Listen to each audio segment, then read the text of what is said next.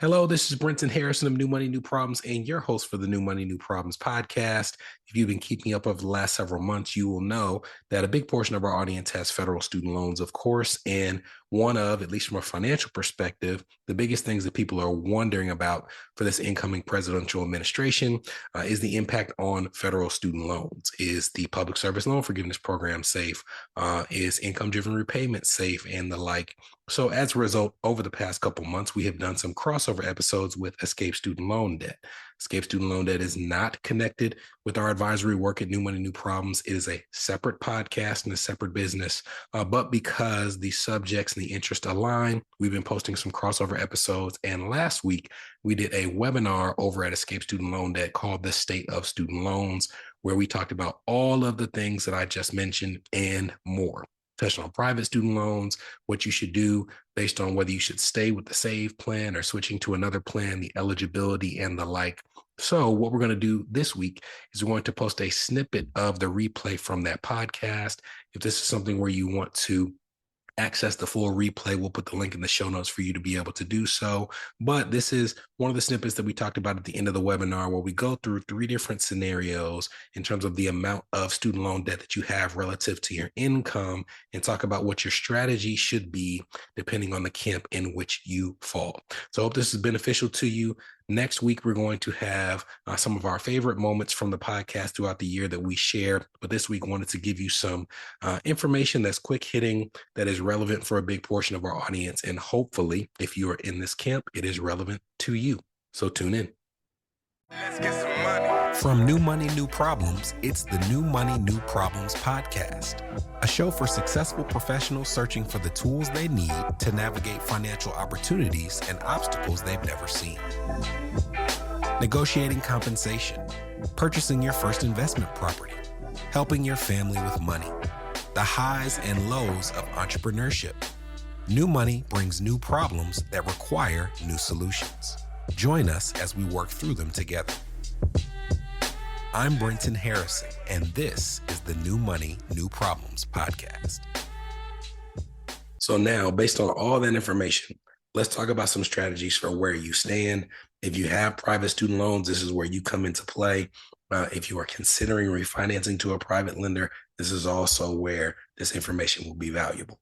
And as we discuss it, we're going to break you up into 3 camps. And you definitively, if you have federal student loans, you're a part of one of these 3 camps. You either have a federal or private student loan balance that is equal to or less than 1 times your household income. You have a student loan balance that is between 1 to 1.5 times your household income, or you have a student loan balance that is greater than 1.5 times your household income. Let's talk about some strategies for each of those 3 camps. Starting with those who have a loan balance of less than 1 times your household income. And for this camp, the strategy, unless you have other pressing financial priorities, is to optimize the repayment of your federal or private student loans.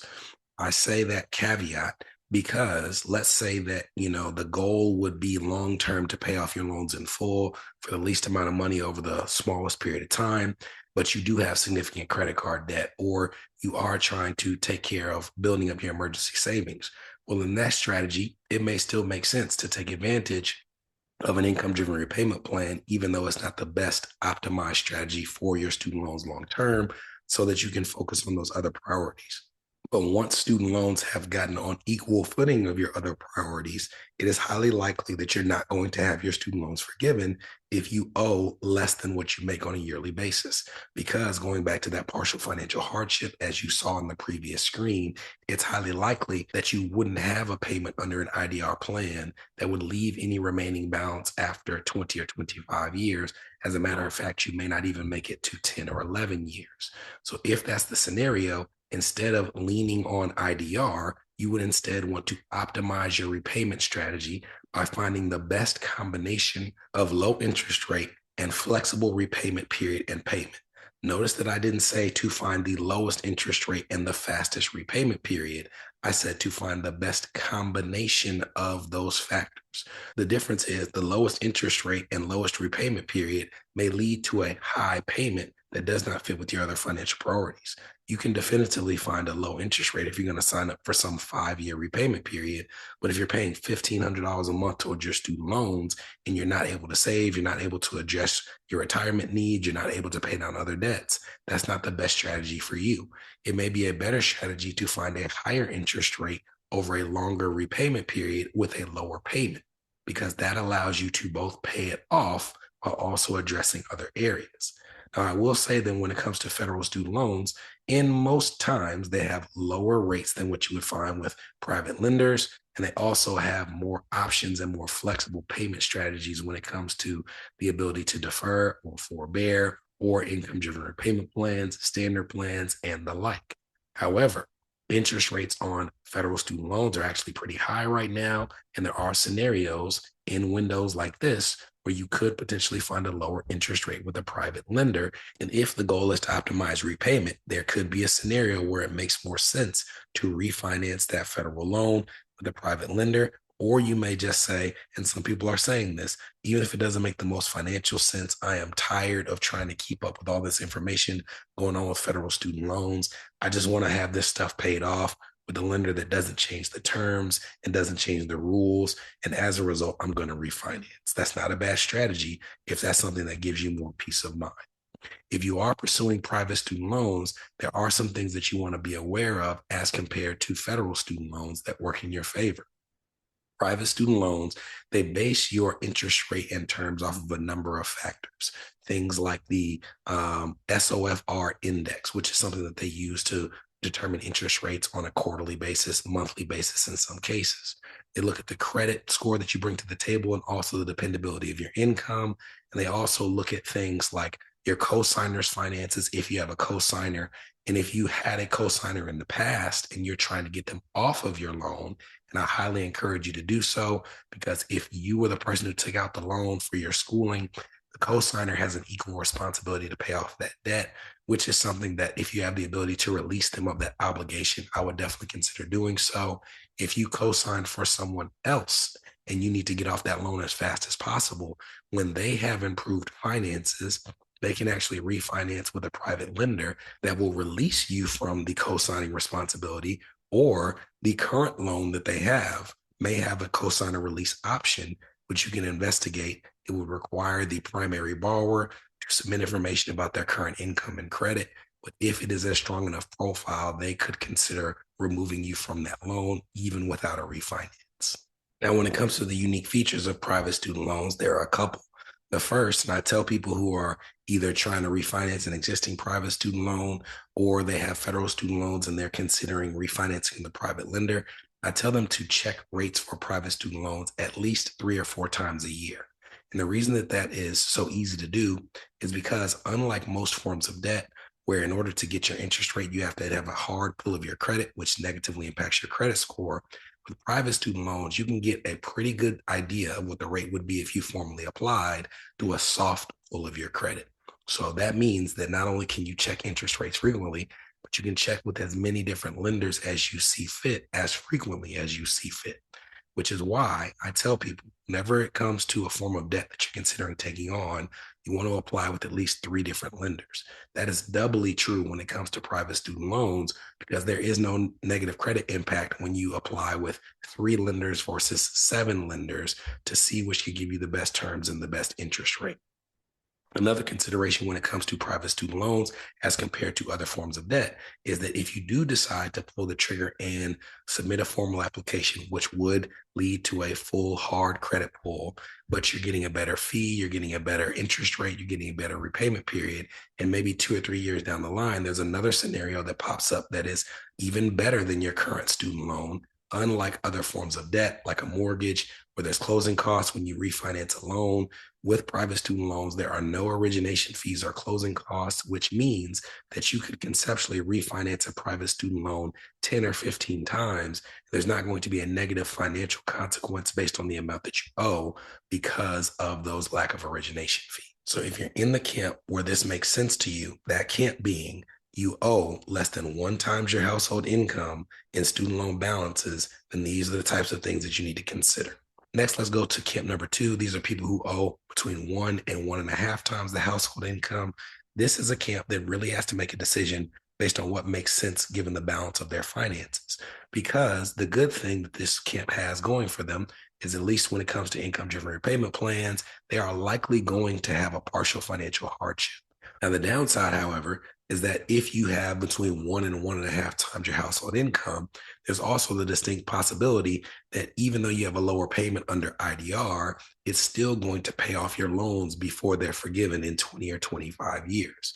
So by lowering the payment, you are giving yourself more flexibility in terms of your finances, but you're really just extending and paying more towards the student loans over time because of the way the interest accrues than you would by just paying it off in full under a more aggressive option. So if this is you, you really have to look at the payments through things like the calculators that we have or other ones online to figure out just exactly what is that gap between your IDR plan and a 10-year standard plan, or a plan that you would have available through a private lender, versus just leaning on that lower payment to address other areas of your finances.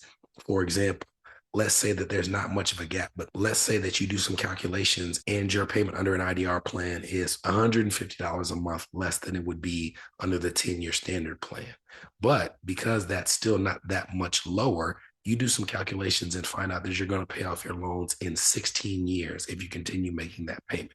Well, in that scenario, I would consider it worthwhile to look at interest rates for maybe 15-year repayment plans with a private lender that might offer a lower interest rate than what you have on your federal student loans. And you may find that you can keep at that lower interest rate a payment that's very similar to what it would be under an IDR plan, and shave an entire year off of your repayment schedule while making the same payment because of the lower interest rate. Now, obviously, there's additional things to consider when it comes to leaving federal student loan umbrellas, like the flexibility that we've discussed when it comes to this debt as compared to private. But if you're within this window, this is what I'm talking about, where it is not as straightforward as just signing up for the income driven repayment plan and forgoing all other options to the point of not even researching. And then lastly, people who owe greater than 1.5 times their household income, because people in this camp are likely going to find that going the IDR route and aiming for forgiveness is going to save them a significant amount of money as compared to trying to pay it off in full, even with a private lender or the federal government.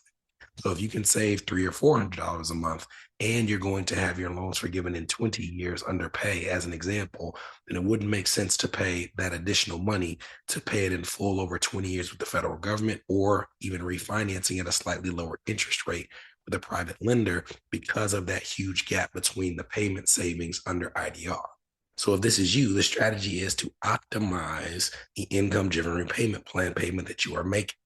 That optimization includes you choosing the right plan, making sure that you have direct loans only, because typically the most forgiving payment plans require direct loans only, and to consider public service loan forgiveness.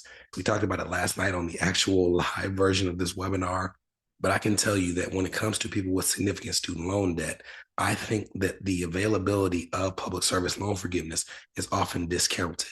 The one area where I don't see it discounted is in the healthcare space, where you see residents and fellows who really can just say, oh, well, all I have to do is do my residency, my fellowship, and then work for a nonprofit hospital or the VA for a couple more years, and I'm done. And then I can go, quote unquote, make the big bucks. But outside of medicine, I typically see people who are discounting the benefit of having student loans that you would have had to pay for 20 or 25 years forgiven after just 10 by working for a nonprofit or a government entity.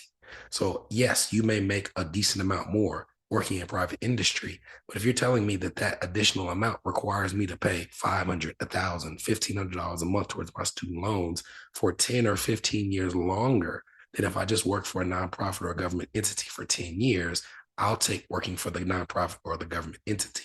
And I do see this, thought process where it's like, oh, I'll only be making half. That's not always the case. In some industries, that difference between nonprofit and private is not as pronounced as it is in others. So if you told me that I could make 150 for 20 years, but I have to pay for my student loans, or I could make 100 for 10, have the student loans forgiven, and then go make 150 for the next 10, I'll take option B 10 times out of 10.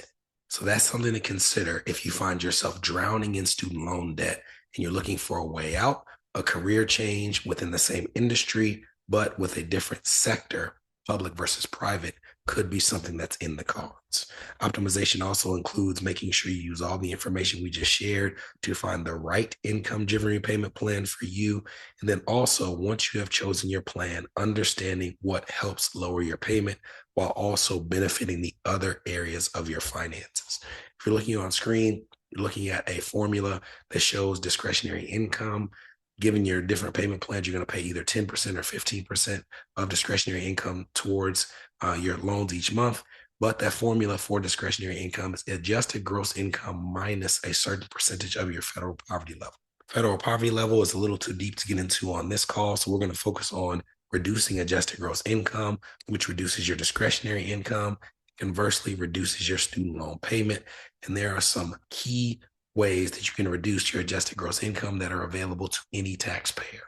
And those ways are what's called above the line deductions.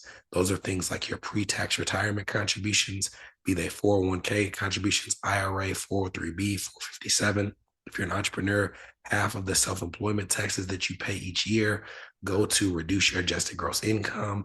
If you earn below a certain amount, the interest that you pay on student loans reduces your adjusted gross income.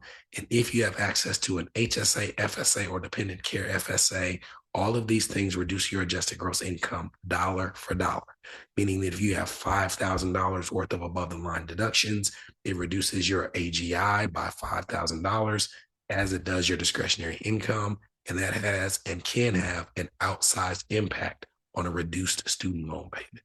So if you're going to have it forgiven, you want to have it forgiven after paying the least amount possible towards the student loans. And this is one way that you can do that. Let's get some money. From New Money, New Problems, this was the New Money, New Problems podcast, a show for successful professionals searching for the tools they need to navigate financial opportunities and obstacles they've never seen.